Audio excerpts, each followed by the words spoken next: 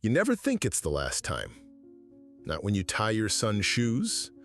Not when you check the time and rush through breakfast. Not when you say, "I'll see you Sunday, buddy." You think there will always be another Sunday. That morning, July 17th, started like any other. Noah was up before me, already dressed in his dinosaur t-shirt and jeans, hair sticking out like a dandelion puff. He was humming the theme song from some cartoon I never remembered the name of. "Are you excited to see Grandma and Grandpa?" I asked, pouring cereal. He nodded. "Do you think Grandpa let me mow the lawn again?" "Only if you promise not to run over any more garden gnomes." He laughed, and I swear, it echoed brighter than any sound I've heard since. Noah was 9, but he had the soul of someone older, someone who paid attention. He noticed things. When I was too tired to speak, he'd bring me water. When the cat limped, he saw it before anyone else. When his mom died 3 years ago, he didn't cry in public.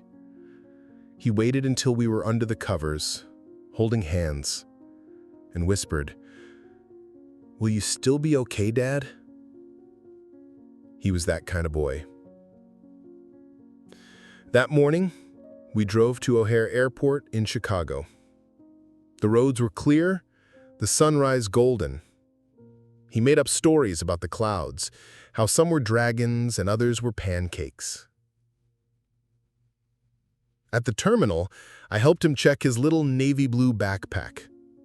He carried it everywhere. Inside, 2 books, a sketch pad, gummy worms, and his old Nintendo DS with a cracked screen.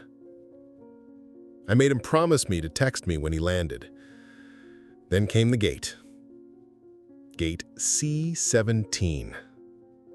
The number still haunts me. "All right, bud," I said, crouching down. "Be good. Listen to Grandma. And remember, if the plane runs out of snacks, ask them to give you the pilot's." He smiled, half toothless. "Love you, Dad." I hugged him tight. So tight. He walked away slowly, backpack bouncing. Just before disappearing into the jet bridge, he turned and waved. That was the last time I saw him alive. You never know when it's the last wave, the last laugh, the last goodbye. But sometimes, you remember it with terrifying clarity. The flight wasn't full. That's what the flight attendant, Karen, would say later in interviews. There were 72 passengers total.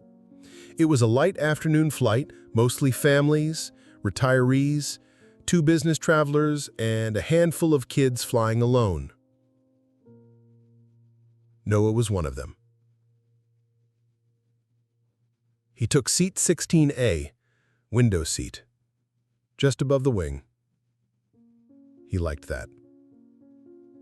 He always said the wing reminded him of a giant mechanical bird.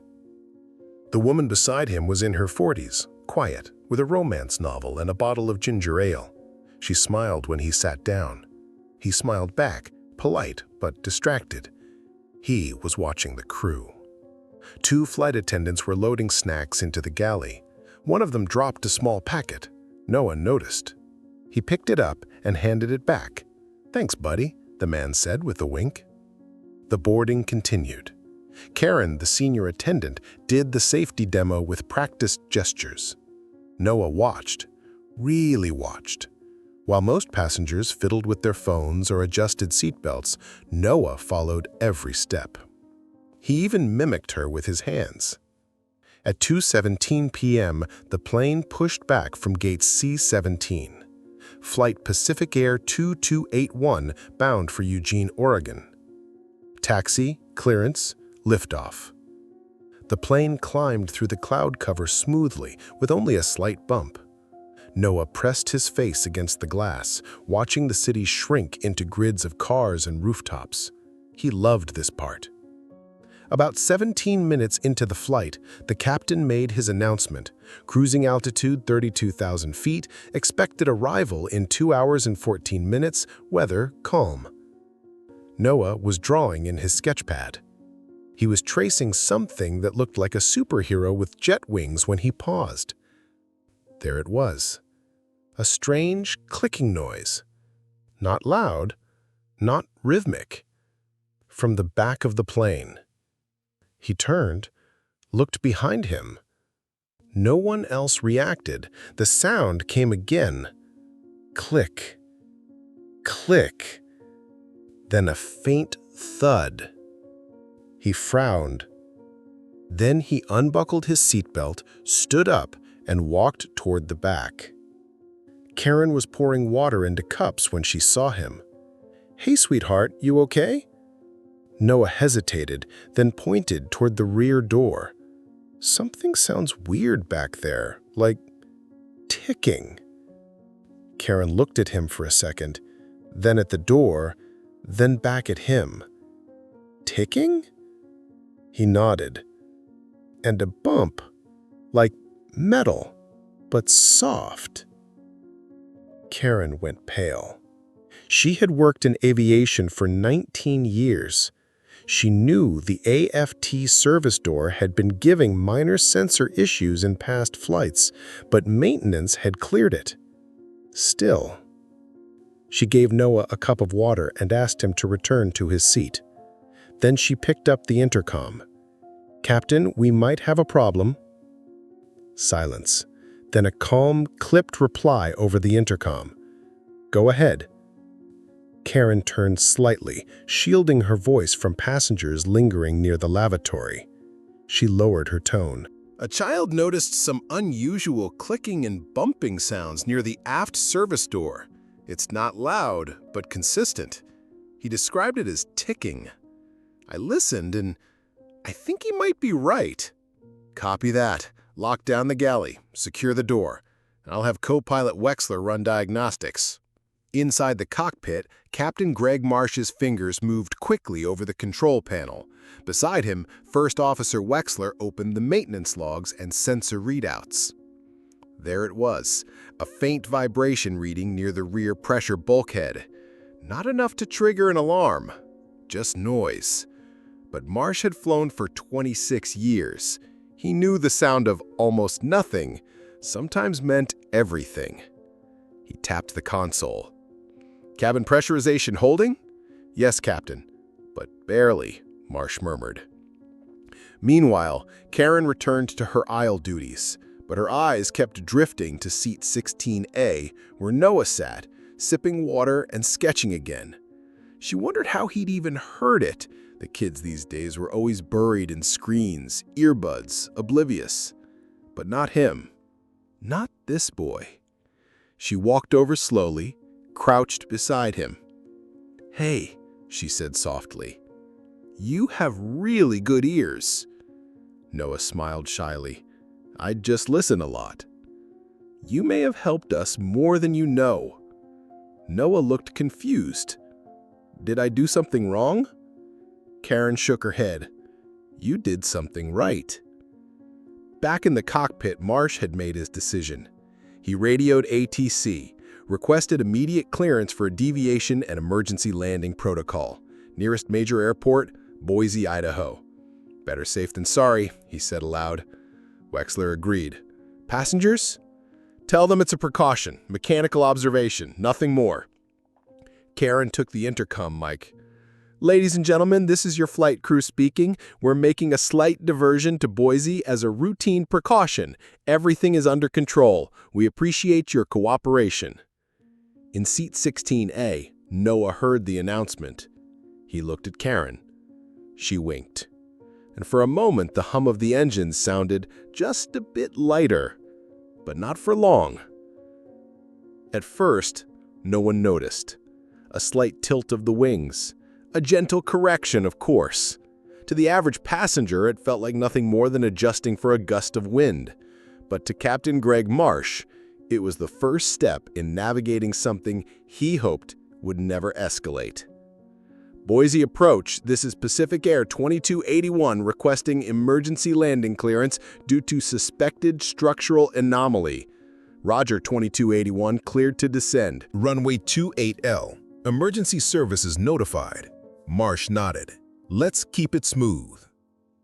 Beside him, First Officer Wexler cooled up the terrain data and fuel readings. They had enough. Barely. The margin was slim, but manageable. In the cabin, Karen moved calmly, doing a water round. But she felt the difference. The energy had shifted. It always did. Flight attendants learned to read the air, not just the turbulence, but the human atmosphere. The quiet shift from relaxed to alert, from alert to suspicious. In seat 8C, a businessman closed his laptop. In 19B, a child clutched her teddy bear tighter. In 14D, a woman pressed the call button. Karen approached. "Ma'am, why are we changing course?" Karen smiled gently. "Just a precaution. The captain wants to make sure everything's running perfectly." The woman looked out the window. "That doesn't look like Oregon." Karen didn't argue. She didn't lie either. She just squeezed the woman's shoulder softly and said, "We'll be on the ground soon." Back in 16A, Noah felt it too. He had stopped drawing. His pencil rested on the tray table.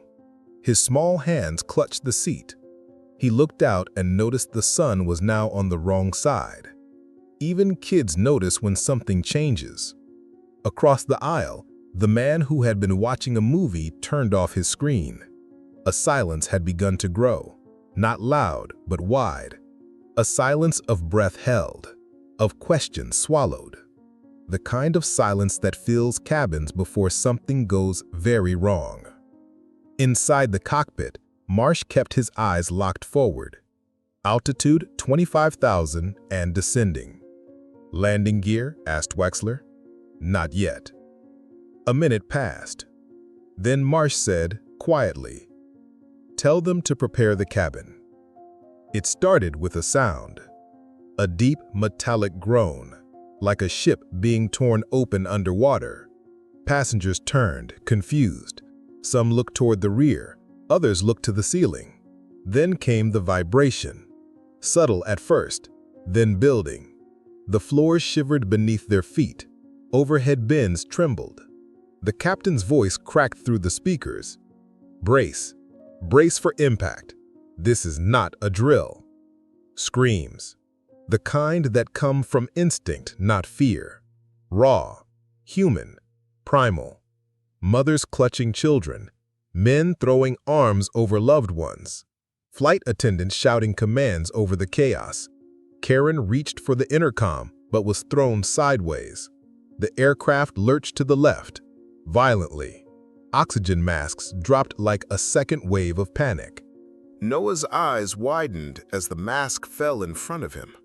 The woman beside him was frozen. Her hands trembled, her face pale. She couldn't move. Noah didn't hesitate. He grabbed her mask and gently brought it over her mouth and nose, then fastened his own.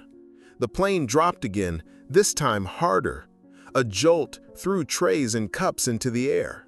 Someone screamed, "We're falling!" But Marsh wasn't giving up. Inside the cockpit, alarms screamed. "Rear pressure lost! Hydraulics compromised! Stabilizers off axis!" Wexler fought the controls like they were alive. Marsh screamed into the radio, "This is 2281! Mayday! Mayday!" They weren't gliding. They were plummeting. Below them fields, desert, sagebrush, the wide emptiness of Snake River Plain. Then Marsh saw it, a stretch of old farmland, flat and long. He screamed, "Gear down!" The hydraulics failed. Manual override. Wexler pulled the lever with his entire body weight. Karen crawled down the aisle, bruised, shouting, "Brace! Heads down! Heads down! Noah followed her voice. He ducked, hugged his knees, closed his eyes. He thought of his dad. Then, impact. A sound like metal folding into itself, screeching, sliding, sparks. Then, silence. The sound of survival is never quiet. It roars in the ears like fire, a mixture of metal scraping against earth, the deep groan of a fuselage flexing, and the chaotic orchestra of human panic. Flight 2281 didn't crash. It landed broken. The plane skidded for nearly 800 meters across an abandoned patch of farmland, plowing through brush, dirt, and dust like a wounded beast. The front landing gear collapsed halfway through the slide, tipping the nose violently downward. Inside, screams pierced the air. Overhead bins burst open, showering passengers with luggage, books, bottles, and forgotten belongings. Seatbacks cracked. People tumbled forward. Oxygen masks swung uselessly. Then, stillness. The plane groaned one last time, then stopped. For a few seconds, no one moved, no one breathed. Then, a baby cried. A woman gasped. Someone shouted, "We made it!" Another screamed, "Where's my son?" The aircraft interior was a twisted mess. Panels hung loose, smoke seeped through vents. The emergency lights flickered weakly. Karen was the first to arise, blood on her lip, shoulder dislocated, but her voice came strong. "Unbuckle your belts! Everyone stay seated until instructed!" She limped down the aisle, checking row by row. Some cried, some prayed. One man clutched a photo of his wife and shook uncontrollably. Then she reached row 16. Noah's seat was empty. The woman he had helped was conscious but sobbing. He put my mask on. I looked away. Then he was gone. Karen's stomach dropped. She turned toward the rear and saw it. The tail section, gone, torn away. The last few rows of the plane had been ripped off during the slide. A black hole now yawned where seats had been. Karen screamed, "We're missing passengers!" Outside, the wreckage smoldered. Passengers poured out of the front exits. Some crawled, some limped. One man carried a boy with a broken leg. Another woman was barefoot, holding her shoes against her chest. Emergency responders hadn't arrived yet, but smoke was visible from miles away. In the distance, a farmer's truck sped down the dirt road. Inside the cabin, a silence deeper than before spread. Because even though many had survived, someone hadn't. There are sounds you expect after a plane crash. Sirens, shouting, helicopter blades slicing the air, barked orders from first responders, but not this time.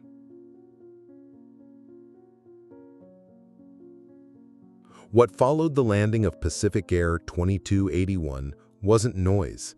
It was silence, thick, suffocating, almost holy, a reverent hush, as if the land itself knew lives had shifted permanently.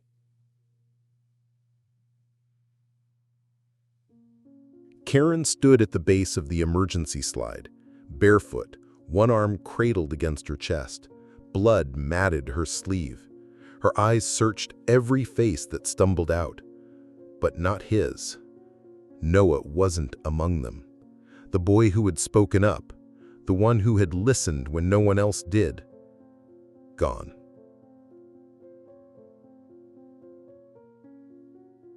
She turned toward the open wound at the rear of the fuselage, where the tail section had torn away. Blackened earth, mangled metal, seat cushions scattered like feathers. The bodies, they said, had been thrown beyond the wreckage line. Some would not be recovered for hours.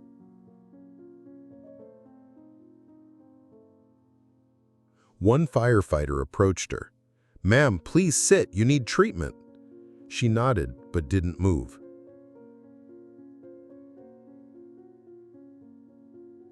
A medic knelt beside a passenger and asked, "Name?" "Jennifer Morales." "Seat number?" "16B."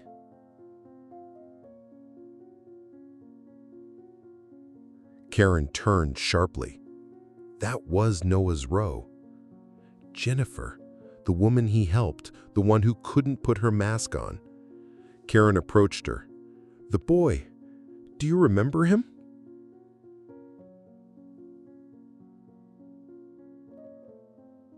Jennifer burst into tears. "He saved me. He saved me, and then—"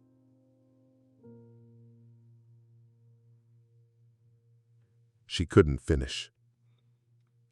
Karen reached out, took her hand, and held it. Neither spoke. Inside the cabin, investigators were already moving in.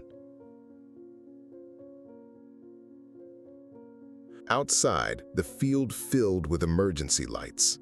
Red, blue, yellow, all blinking in slow rhythm, like a dying heartbeat. The sun was setting now, casting long shadows across the farmland. Karen walked slowly toward the broken rear. There was no fire, just a low hiss from torn pipes, the occasional drip of hydraulic fluid, and silence. She knelt in the grass, trembling. Not from pain, but from knowing. The kind of knowing that doesn't scream, it whispers. The phone rang at 4:46 p.m. Michael Reeves was folding laundry when it buzzed once, then again. Unknown number, Oregon area code. He almost didn't answer. The third ring made his hand move. "Hello?" A woman's voice, calm, rehearsed, almost robotic. "Mr. Reeves, this is Officer Melanie Langston with the Federal Aviation Administration. Are you in a safe place to talk?" His stomach turned cold. "Yes?" "There's been an incident involving Flight 2281, which departed O'Hare Airport this afternoon, bound for Eugene. Your son, Noah Reeves, was listed as an unaccompanied minor on the flight manifest." Michael sat down, the laundry falling from his hands. "Is he okay?" A pause. Too long. "I'm so sorry, Mr. Reeves. There was an emergency landing. Many survived. Your son did not." Silence. The kind that doesn't just swallow sound, it swallows time, thought, air.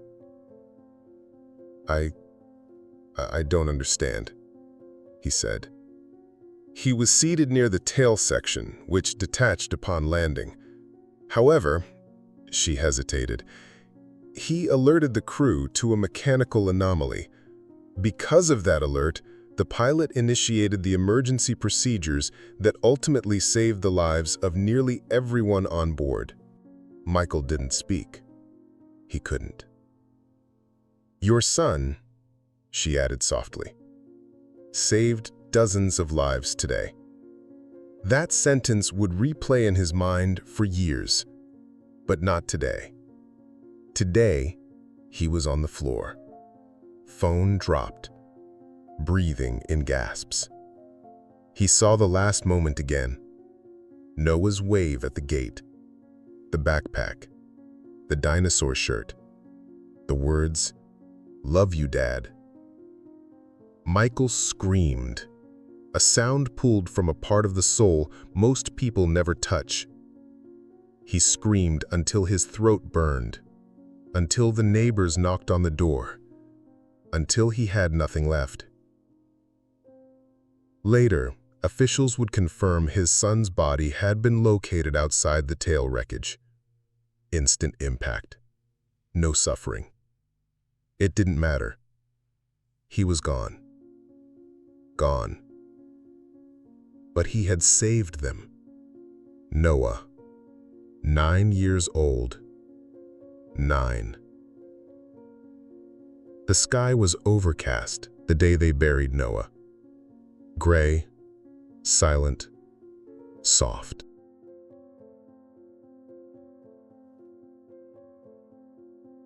As if even the sun couldn't bear to witness the goodbye. The church was small, a white clapboard building with squeaky floors and a stained glass window of an angel holding a lantern. Michael sat in the front pew, hands clenched, staring ahead. There was no casket, just a framed photo of Noah on a stand near the altar, his smile frozen in time, his hair messy, that dinosaur shirt again. Michael hadn't spoken much since the call. Words didn't fit inside grief like this. He barely slept, barely ate. His body moved only because people told him to. People came, more than he expected. Neighbors, school teachers, his Little League coach, the woman from the grocery store who once gave Noah an extra cookie. Then, survivors. Karen arrived, arm in a sling, a bandage over her eye. Behind her, Jennifer Morales, the woman Noah saved, walked slowly, tears already streaming. And then came others. A man who held his wife's hand like it was a lifeline. A teenage boy on crutches. One by one they sat, then stood and spoke. Karen stepped to the front. Her voice trembled. "I've been a flight attendant for nearly 20 years. I've seen all kinds of people on airplanes, but never someone like Noah. He didn't just hear a sound, he acted. He made us listen." She wiped her eyes. That small voice saved all of us. Jennifer came next. "I don't remember the moment clearly. I just know I couldn't breathe. I was frozen. And then there he was, putting the mask over my face. He didn't hesitate. He was a child, but he was braver than I've ever been." More people stood. Each one carried a different piece of Noah. A boy who noticed, a boy who cared, a boy who acted. Michael couldn't move, not even when it ended. Only later, standing alone by the grave marker, did he whisper the words he'd held for days. "I miss you, buddy." And for a moment, the clouds parted. Just a sliver of light, enough to see the photo of his son and smile. The video clip was 34 seconds long. A news anchor, blinking under studio lights, said the words, "A 9-year-old boy warned the crew." That warning led to an emergency landing. He didn't survive, but everyone else did. That clip went viral. By morning, Noah's face, smiling, bright, full of curiosity, was on national news, then international. Hashtags bloomed like wildflowers. Hashtag Noah the Brave. Hashtag Little Hero. Hashtag He Saved Us. And people listened. Messages flooded in. Strangers wrote letters. Veterans cried on camera. Teachers lit candles in classrooms. Kids drew pictures of planes with angel wings. A pilot in Texas started saying Noah's name before every takeoff. Airlines took notice too. Within weeks, PacificAir revised training protocols, placing more emphasis on listening to passenger alerts, no matter who voiced them. Other carriers followed. A Flight Safety Foundation awarded Noah a posthumous medal for extraordinary civilian contribution. Karen was the one who accepted it. She wore his favorite color, green. In her speech, she said, "He was 9. He had no badge, no uniform, no authority. But he had eyes that saw and ears that heard. That made him braver than most of us." At home, Michael watched it all. The tribute videos, the candle vigils, the children saying his son's name. It didn't bring Noah back, but it brought something else. Silence that wasn't empty, pain that wasn't lonely, grief that belonged to others too. Then came the letters. One from a girl in Ohio who said she'd stopped bullying a classmate because Noah made me want to be brave. One from a woman in France. I left my abusive husband after I saw your son's story. He reminded me that courage lives in small moments. Michael read them all, each one proof that his son had not vanished, he had multiplied. Noah wasn't just a boy anymore. He was a movement. The package arrived on a Tuesday. No note, no explanation, just a cardboard box with a PacificAir return address and Michael's name printed neatly across the label. He stood in the kitchen staring at it for several minutes.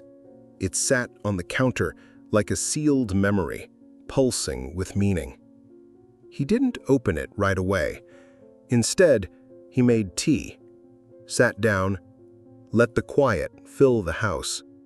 Then, slowly, he took a knife and cut the tape. Inside, a smaller white envelope, sealed. Beneath it, plastic bags containing the few items Noah had carried on the flight. His sketchbook, a mechanical pencil, a little toy car, a pair of socks, his dinosaur t-shirt carefully folded, a half-empty pack of gum. Michael's hands trembled. He picked up the shirt and held it against his chest, then opened the sketchbook. Most pages were full of airplanes, cockpit dials, wings in motion, clouds cut into symmetrical angles. But near the back was something else. A drawing of a woman wearing an airline uniform, a little boy beside her holding a clipboard. They were pointing at a plane, its rear section circled in red. Karen. And him. Michael felt the breath leave his lungs. Then, the envelope. Inside, a handwritten letter. Dear Mr. Reeves, my name is Karen Brooks. I was one of the flight attendants on 2281, and I was with your son Noah during his final moments. He was calm, observant, kind. He noticed something no one else did. He saved lives. There's no easy way to tell you this, but I needed you to know. He wasn't afraid. He wasn't alone. He was thinking of you.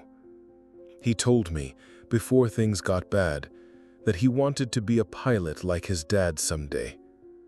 I saw bravery in him that I've never seen in grown men. That's not just a memory I'm giving you. It's a truth I'll carry with me forever. With deepest respect, Karen. Michael cried again, but not like before. This time, the tears weren't just grief. They were gratitude. The memorial was held exactly 6 months after the crash. The location was simple, a quiet park on the edge of Eugene, Oregon, near a small airfield where Noah once begged his father to watch planes take off. Hundreds came. There were survivors, many walking with new scars, both visible and hidden. Airline staff in uniform, journalists, strangers who had only read about Noah but felt like they had known him their whole lives. Michael stood under a white canopy, a ribbon pinned to his shirt. The wind was gentle. The sky was clear, the kind of sky his son would have wanted. A small plaque had been placed on a stone at the center of the park. It read, "In memory of Noah Reeves, age 9. He saw what others missed. He spoke when others stayed silent. And in doing so, he saved us." Karen stepped to the microphone. "Noah was not just a boy who happened to be on a flight," she began. "He was a reminder to all of us that paying attention matters, that courage doesn't wait for permission, and that love is loud, even when spoken by a quiet voice." Then she gestured. A group of children stepped forward, each holding a paper airplane. One by one, they launched them into the sky. The breeze caught them gently, lifting them higher than anyone expected. Michael stood in silence, watching. Not crying. Not today. Today he stood tall. Because now, every time a child looked up at the sky with wonder, he saw his son. The ticket was one way, Flight 947, Eugene to Chicago. Michael stood at gate B12, fingers clenched around the boarding pass, staring out the wide glass window as the aircraft prepared. Same model, same layout, same aisle widths. He hadn't flown since the crash. He had refused meetings, skipped family visits, even turned down a tribute at a national aviation conference. But today was different. Today, he needed to board. Not for work, not for recognition, but for Noah. As boarding began, his chest tightened. Every beep of a boarding scan felt like a drumbeat in his ribs. Row 16, Seat A. He had chosen it on purpose, the seat where Noah sat. He placed his bag beneath the seat, buckled his belt, and rested his hand on the window frame. The plane pushed back. Engines roared, and as it lifted into the sky, Michael closed his eyes. He imagined a small hand reaching for his. He whispered, "You're here, aren't you?" The sky outside was brilliant. Clouds like cotton fields, light pouring in gold streams. He didn't cry. He breathed. He remembered. And for the first time in months, he didn't feel like he was falling. He felt lifted. It happened on a rainy Sunday. Michael was cleaning out the closet in the hallway, something he had postponed for months. The shelves were cluttered with boxes, books, and miscellaneous clutter from a life interrupted. He reached for a shoebox labeled Christmas stuff. Inside, tangled lights, an old stocking, a ceramic snowman with a chipped nose, and something else. A small rectangular package, still wrapped, crumpled but untouched. Blue wrapping paper, a red bow. A gift. His heart stopped. He turned it over and saw the sticker, "To Noah, from Dad." He remembered it instantly. He had bought it weeks before the flight, a pilot watch for kids. Nothing expensive, just something Noah had pointed at in the store window, eyes wide, whispering, "That's so cool." Michael sat down on the floor, unwrapped it slowly.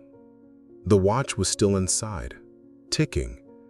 Blue strap, tiny wings printed on the face. The time was wrong, but the hands were moving. He held it in his palm for a long time, then slipped it on his own wrist. It was too small. The strap barely fit, but it stayed. Later that night, he placed it on Noah's drawing desk beside the sketchbook and toy plane. It ticked softly in the dark, a sound barely audible but constant, like a heartbeat. Grief doesn't end, but it changes shape. Michael stood on the observation deck of a local airfield, wind brushing against his coat. It had been a year since the accident, a year since the voice of his son, small, steady, brave, changed everything. He didn't come here often, but today was different. A group of children gathered behind the safety rail, faces pressed to the glass. A field trip.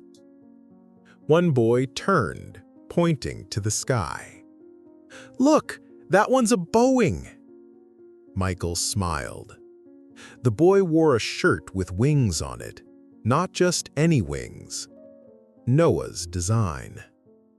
The nonprofit Karen helped start, the Noah Foundation, had grown beyond what any of them expected. School programs, safety campaigns, scholarships for young aviators. Even small aviation museums now displayed Noah's story. His drawing, the one circling the tail section, was in books. His name in classrooms. His face in hearts. Michael reached into his coat pocket. The watch. It ticked steadily. He checked the time.